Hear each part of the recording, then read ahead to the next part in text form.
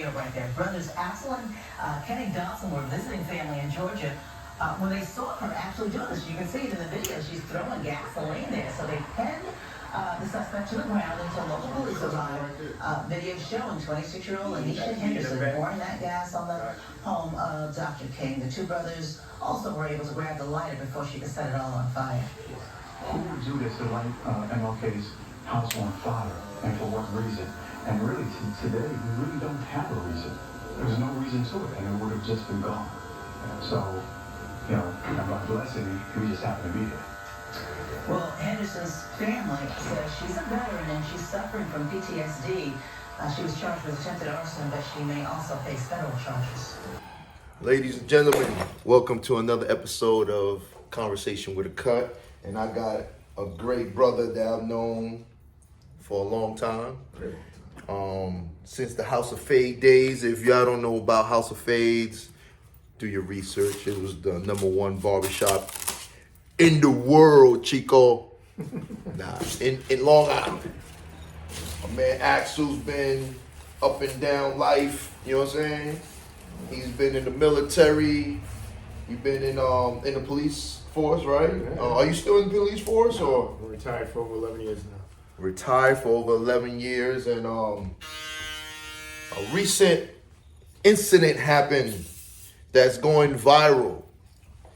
Now, brother called me yesterday and said, Herm, I need a cut. Early in the morning is the earliest. I was like, all right, so come in at 8:30. No, I need it earlier. I'm like, I'm gonna have you come to my house. I'm like, what is going on, man? So we agreed for 7:30, and we locked it in. Yeah. So as I'm leaving the barbershop yesterday, I go online on Instagram and I see this situation happening, and suddenly the takedown was vainglorious, and it's my man Axel that took down the arch nemesis.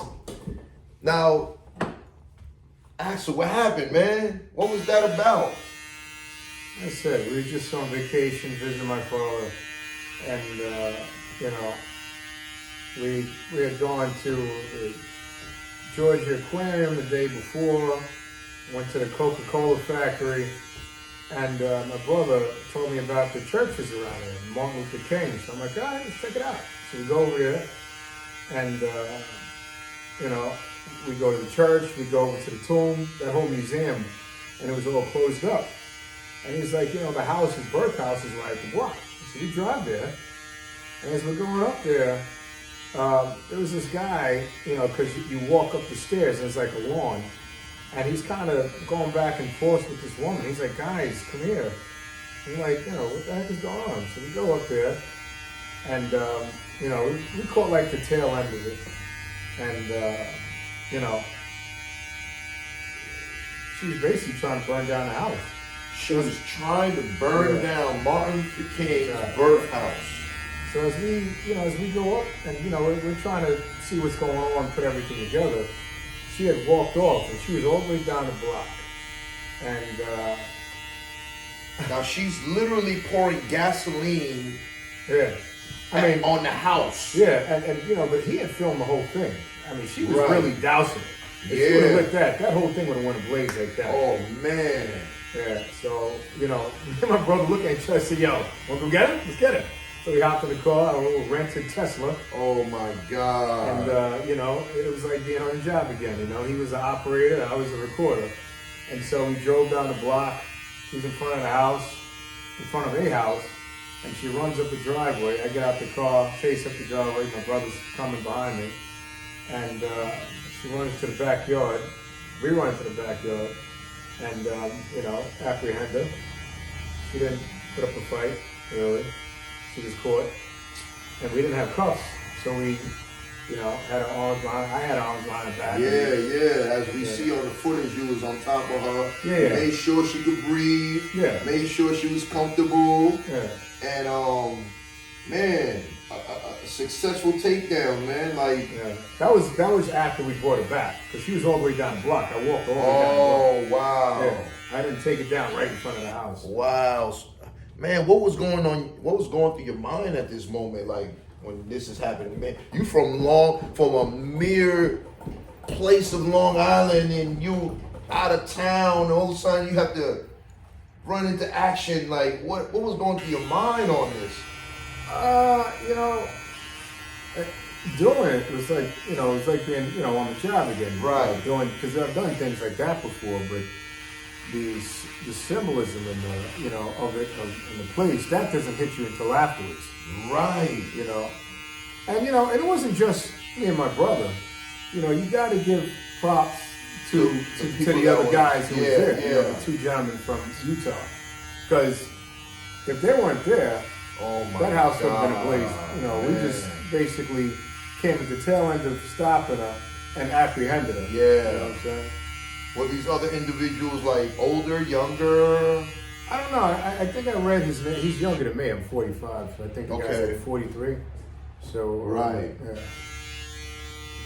Jesus, brother, like, this is incredible, like, to a point, it's like, what is in the people's minds nowadays? Like, is this coming from, like, hatred, confusion? No.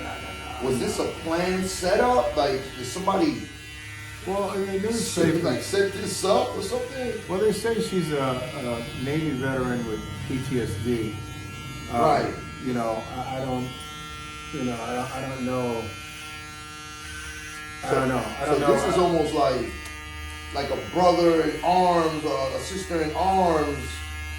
You know what I'm saying? Like, because, you know, like, I know from speaking to you for so many years, you almost like could understand what that is. Oh yeah, but I don't know. You know, what people fail to realize is that you can have more than one mental condition at the same time. Right. And so, you know, PTSD, I've never really heard of it making somebody go and burn down. Right. Like, But, so, yeah. like, what was going on in that person's mind to just pick that particular landmark, like, you know, as the importance of that is to our history, like, it's incredible, man. And, you know, thank God that the right man was in the right place. You know, the Lord puts us in these positions in life, and you sprung right into action. Yeah. That's crazy. So after the police got there, we just vanished because we had to meet up my sister. Wow. Yeah. Wow, man, like, it's incredible, brother. When I saw that footage, I was confused. I was like in awe that, you know, our own people just, you know, of course, like you said, probably have mental issues or PTSD, but it's just, you can't really make shit up like that. Like, you know, like, trying to burn Martin Luther King's birth house down. Like, imagine if that person would have succeeded. You know how major that would have been in the news? I mean, it's major in the news now. Yeah. But imagine if she would have succeeded. Yeah. But, that was crazy. That was a crazy thing that happened. So now this morning you're going to One Police Plaza. in New York City. You have to check. No, I'm just taking all scrappy details now. So they're going to award you for at least like bravery. I have no idea. I just want to go, you know, whatever, and get out. I would say in the last couple of days I could count on two hands how many hours I slept. Wow. And, you know, that's important, my brother. Like, you know, you can't say you're in your 40s, man. You're still a baby. You know, you still need to. I'm still growing, huh? Yeah, no, like literally, like you got to take health very important. You know, sleep is. That's why a lot of people are kind of almost bugging out because. Well, I survived off of no sleep. Well, I understand. That's what I'm saying. But you see, you was in the military. Yeah. I'm talking about for the average day-to-day people that don't sleep and, you know, and don't restart their clock and go through another day, you know, trying to figure out life. You can't do that. Yeah. You know, like I try to make myself a little routine where, you know, I work, go home, spend time with family, eat well, you know. 2 or 3 hours before I go to sleep, I eat, and then when I'm out, I'm out. Because I know my next day is going to be another day, you know, and I want to function as best of my abilities, you know. And here you come, you a hero without a cape, jumped out of nowhere to literally, listen, save history. Yo, save history, brother. Like, you know, like you said, you don't know how important that is until the next day. You ain't gonna know how important that is until, let's say, a week, a month, a year from now, 10 years from now. Like, you know, like, yeah. man, I always thank you, and we all here thank you for your service, for your abilities to be a hero without a cape, man. You know what I'm saying? Thank you. Thank you guys for your service. You know what I'm saying? Man, listen. Your service is important too. We need more people like us to really function through life and help others and stuff like that. And that's why I do my podcast, because it's just a conversation. It's not no interview. It's not, you know what I'm saying? Yeah. And I just want to acknowledge people's accomplishments and abilities, you know what I'm saying? And it's nothing crazy. It's something simple like that, you know? So, man, thank God, thank you, because Martin Luther King's birthplace is not just some mediocre house where you just, you know what I'm saying? Yeah. When did you get your chance to visit it? Like, you know what I'm saying? We got there. You know what I'm saying? Taking police action. Yeah. So now, did you get to finish your tour and enjoy your days? Yeah, well, we got to meet up with my sister Yashi, and you know, we left the next day. Yeah. You drove there?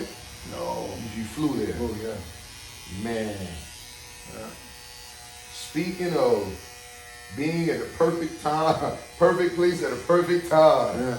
Because the other people wasn't, like you said, thank them too for helping to solve that situation, but they weren't really taking hand-to-hand action, right? Well, I mean, like I said, the gentleman, he was able to, he was tussling around with her, you know, while she was up there. So, you know, like I said, he gets his credit. Yeah. Whew. Yeah, the stuff that you spray in her head that gives it a shine. Yes. Just to think, man, how many people are walking around with this condition, you know? Well, like I said, I don't know. I mean, listen, PTSD, I don't know about it, Nathan, because there's a lot of vets out there, myself included, that have PTSD and went out there trying to burn down anyone's property, or even trying to hurt anybody, you know? Right. As a matter of fact, most people with mental health issues, they'll usually hurt themselves before they hurt someone else. Wow. You know what I'm saying? So I don't know what else you had going on. Sometimes you can have one condition that can bring on another condition. So right. you never know. And like you say, you never know what she went through that day. Like, So, you know, I just hope whatever's going on with her, that they get her the treatment that she needs. Listen, it took her to go get a canister of gas. Yeah. And so, you know, she was fully functionally knowing her plan. Mm-hmm. But to go into the psyche of that, man. Yeah. Like, she could have got killed. Like, you know what I'm saying? Yeah. She could have got killed, like, because stuff like that, like, people don't play. Yeah.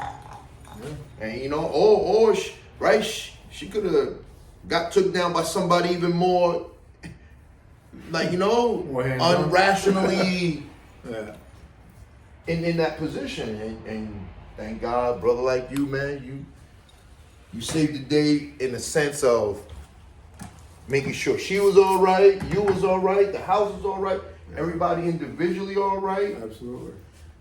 Man, God bless, my brother. Oh, man, you always got me looking good. Good? Good. I tell you, if I had Mayweather money, you'd be my guy. You heard that. Mayweather, holla at me, man. I shouldn't say that. You be going. I'm like, yo. I'm like, bring him back. Listen, I'm for the people, and you know, Mayweather is a real big dream, but I'm for the people, man. Yeah. You know what? That's on me. No. That's on me, my brother. I know you take care of me throughout the other times, and man, Hey, you're looking out, bro. man, always, man. I'll take care of you later. Thank you for that, man. It's like my man Axel, In the Streets TV, Conversation with a Cut, man. Subscribe, likes, and come on, man. Follow us, man. Follow him, man. Man, this guy, look at Kate, man. You always got me looking good, brother. Thank you very much. You be blessed, my brother. You too. All right? Thank you. Have a great one. You too.